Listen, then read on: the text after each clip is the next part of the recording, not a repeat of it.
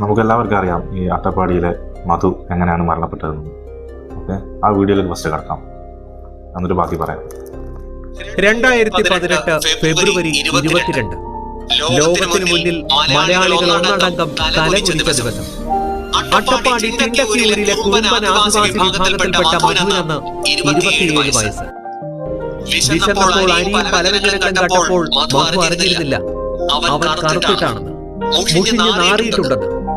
വിശക്കാത്ത ദൈവത്തിന്റെ നോട്ടും വിശക്കുന്നവൻ അടിയും കിട്ടുന്ന നാട്ടിലാണ് അവൻ വന്ന് പിറന്നതെന്ന്. മധു, നീ കണ്ടത് അരിയല്ലട, അരി തിന്ന് വളർന്ന മലയാളിയുടെ ബുദ്ധിയും സംസ്കാരവുമാണ്. സഹോദര, മാപ്പ്. ഇത്രയൊക്കെ നടന്നു കഴിഞ്ഞിട്ടും നമ്മൾ പറഞ്ഞല്ല, അരി ആഹാരം ഒന്നും കഴിച്ചിട്ട് ഇത്രയും ബുദ്ധിയുള്ള ആൾക്കാരാണ് നമ്മൾ കേരളീയരെന്ന്. എവിടെ? ഒന്നുമില്ല. ഇതാ അടുത്ത വീഡിയോ.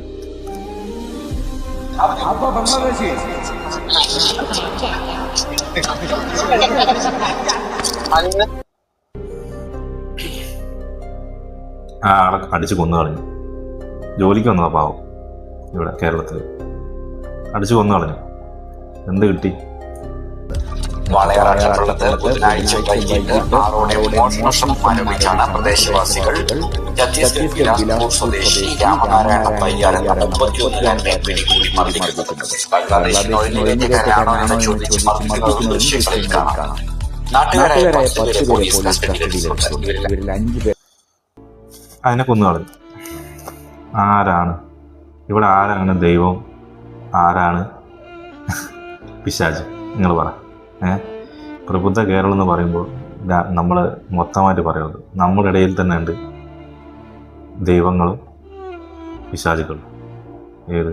മനുഷ്യന്മാരിൽ തന്നെ. അതെപ്പോഴും ഓർമ്മിച്ചാൽ മതി. നമ്മളൊരു സമൂഹത്തോട്, ഒരു മനുഷ്യന്മാരോട് ഇടപഴകുന്നത് എങ്ങനെയാണെന്ന് മനസ്സിലാക്കിയാൽ തീരാവുന്ന പ്രശ്നങ്ങളുള്ളൂ. ആരും ആവേശകുമാറായിട്ട് കീഴെ അങ്ങോട്ട് മയാൻ നിൽക്കണ്ട. ഒരു മനുഷ്യനെ മറ്റൊരു മനുഷ്യനെ മനസ്സിലാക്കാൻ സാധിക്കും. ഇല്ലാത്തവൻ മൃഗങ്ങൾ തന്നെയാണ്, മൃഗത്തിന് തുല്യമാണ്. അത് ഏത് മതസ്ഥരാണെങ്കിലും, ഏത് ജാതിക്കാരനാണെങ്കിലും, ഏത് പാർട്ടിക്കാരനാണെങ്കിലും മനുഷ്യനെ മനുഷ്യനായിട്ട് കാണാം.